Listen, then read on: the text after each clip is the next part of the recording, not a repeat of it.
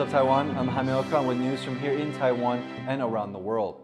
China has voted to remove senior military official Miao from the country's highest level command.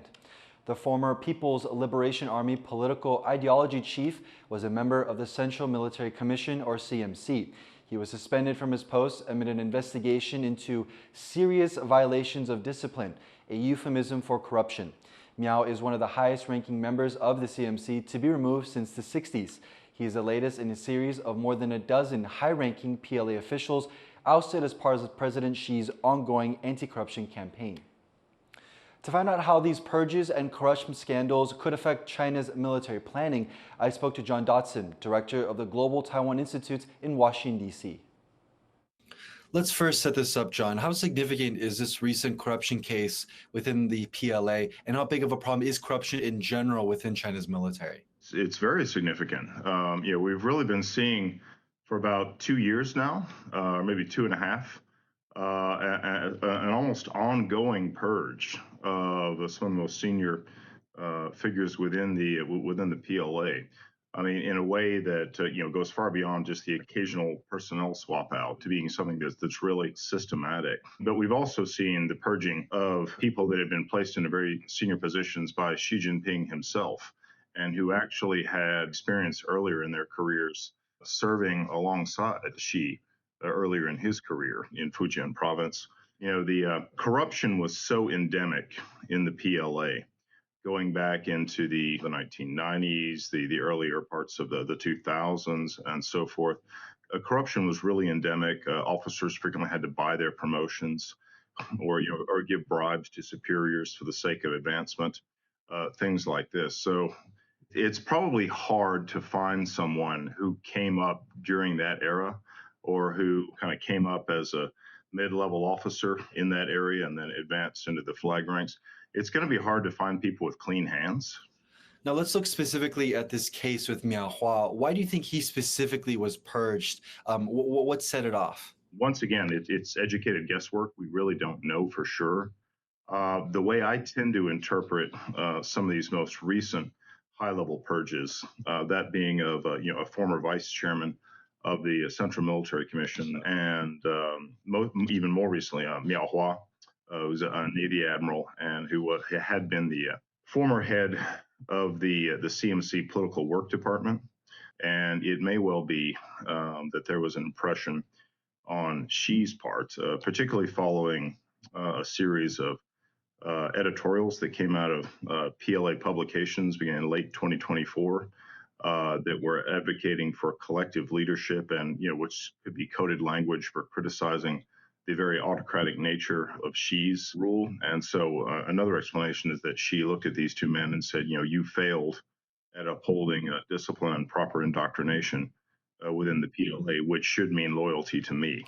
And how is this going to affect planning for China's military in terms of a possible operation around Taiwan? We saw with the war in Ukraine what happens when Russian leader Vladimir Putin surrounds himself with a bunch of yes men. Lessons there. Is that the same case that's happening here with Taiwan and China? But once again, in the case with the Russian invasion of Ukraine, I'm sure there were more sober-minded people in Russia who could have told Vladimir Putin, maybe this isn't the greatest idea, but any of that was swept aside. It was a one-man decision. And so as far as Taiwan is concerned, I think that's the greatest danger there. Decisions regarding military actions, or how the CCP might choose to use its military tool, the PLA, may come to be more and more the decision of one man. Sort of these very heavy purges within the PLA, obviously it creates a great deal of disruption. So that could, at least in the shorter term, impede the possibility of larger term military operations if the PLA is preoccupied with getting its own internal house in order. That was John Dodson, director of the Global Taiwan Institute. The U.S. Supreme Court has handed U.S. President Donald Trump a big legal victory with a ruling limiting judges' ability to block executive policies. The decision could have far-reaching consequences on issues like birthright U.S. citizenship, something Trump has tried to end over lower court objections. But it also reshapes the presidency, shifting the balance of power between federal courts and the executive branch, changing how much power presidents have and how much judges can stop them. Donald Trump says he's ready to fix his country's ties with North Korea. The U.S. president made the comments at an event highlighting his efforts to resolve global conflicts, including in Ukraine and the Middle East. In his first term, Trump went from threatening to destroy North Korea to meeting its leader Kim Jong-un. Now he says he's open to trying again for a better relationship with Pyongyang. Well, if there is a conflict, I get along with him very, very well, and we'll get the conflict solved with North Korea. I've had a good relationship with Kim Jong-un, and I've gotten along with him really great, so we'll see what happens. Trump's comments come just days after the 75th anniversary of the start of the still unresolved Korean War. Taiwan's first East Asian Men's Kabaddi Championship is underway in New Taipei, with athletes from across Asia vying for the top spot. Our reporter Sandy Chi caught up with Team Taiwan before the tournament. Fans of the sport of Kabaddi in Taiwan are in for a treat, with the country's first East Asian Men's Kabaddi Championships being held in New Taipei. Kabaddi is a team sport which combines tag, wrestling and strategy. Two teams take turns raiding the other side, trying to tag their opponents and return safely, while holding their breath and chanting Kabaddi. Chinese Taipei team. This year, teams from Japan, South Korea, Hong Kong and Taiwan are competing over the weekend at a local sports center.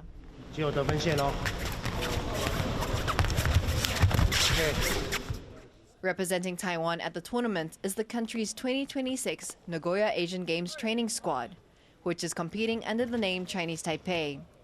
The team says they have been putting in intense training for this event. 我觉得最困难一定是训练啦，就是因为这项运动它的要有速度、要有力量、身体的对抗强度都很强的一个情况下，我们在平时训练的时候就要付出更多的心力，就我们要有田径的速度，我们要有柔道脚力的对抗，然后又要像举重选手或健身选手一样有强壮的身体。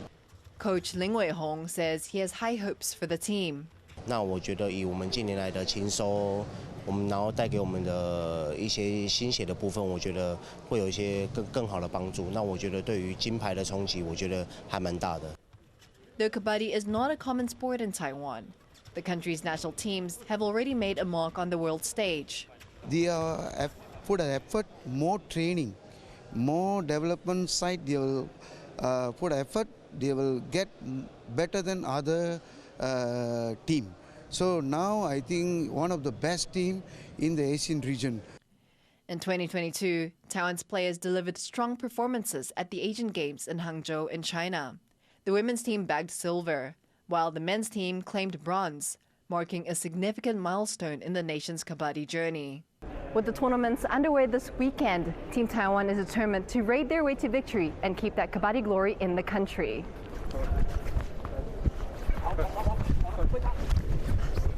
So it looks like I won. Ryan Wu and Sandy Chi in New Taipei for TaiwanPlus. Once a bustling port town, even more important than Taipei, Lukang on Taiwan's west coast has long faded from the spotlight. But now a local family's effort to restore their 19th century home is helping bring new life and pride back to this historic town. Millie Hughes reports. 这个是一个 bathroom， 小时候我都在这边洗澡，好大一间，很冷。Xu Zhengyuan is from one of Lukang's oldest and most prominent families.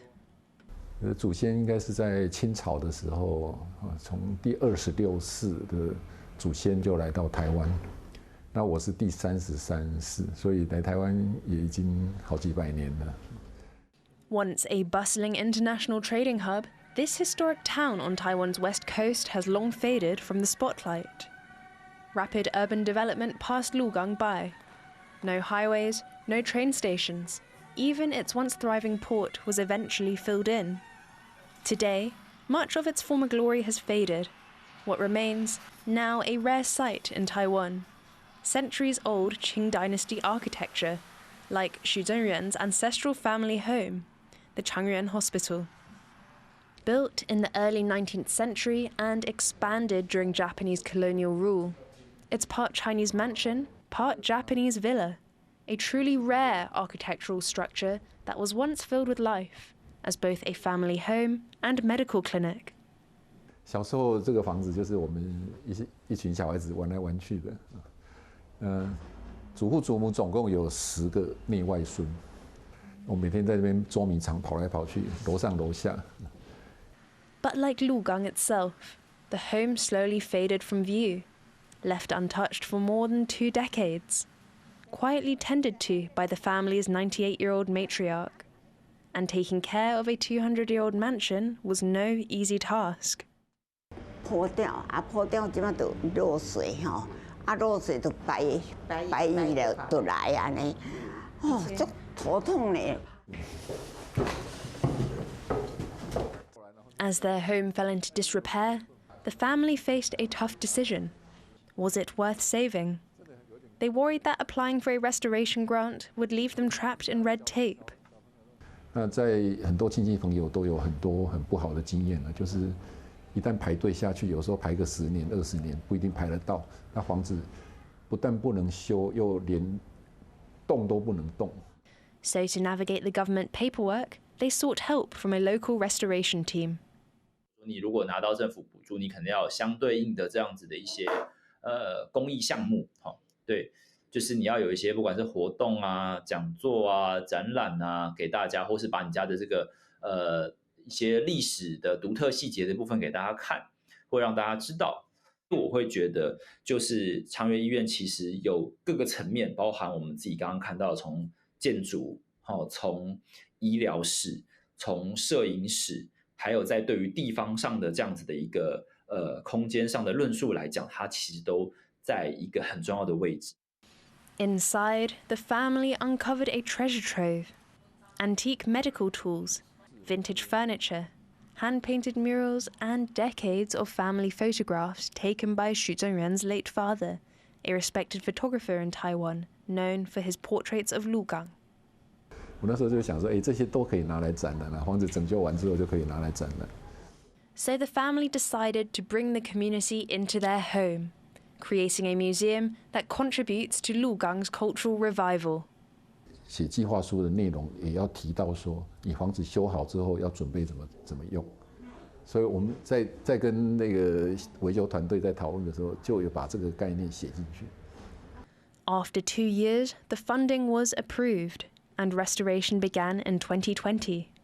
Qing-era features, tiled roofs, wooden beams, hand-painted murals were meticulously recreated to meet strict grant requirements. The restoration itself is also part of the exhibit, which opens to the public in June. 大家来参观啦，来参观啦呢。For the Xu family, restoring Changyuan Hospital wasn't just about preserving their own legacy. It was about returning something to the town they've called home for generations. By turning their family home into a community space, they are helping Lukang breathe new life into its old streets, honouring the past while meeting the needs of today. Andy Xue, Bryn Thomas and Millie Hughes for TaiwanPlus. Thank you for watching What's Up Taiwan. You can visit the TaiwanPlus website or follow our social media for more stories from Taiwan and around the world. Before we go, take a look at the opening of a dedicated park for St. Bernard dogs in Switzerland. I'm Jaime Ocon. Take care, and we'll see you next time.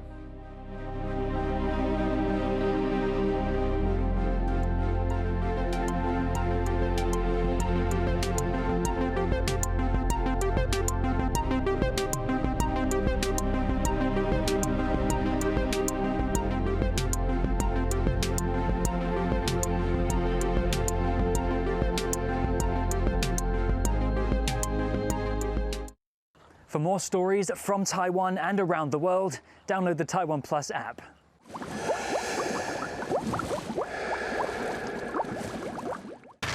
In the face of adversity, the power of truth.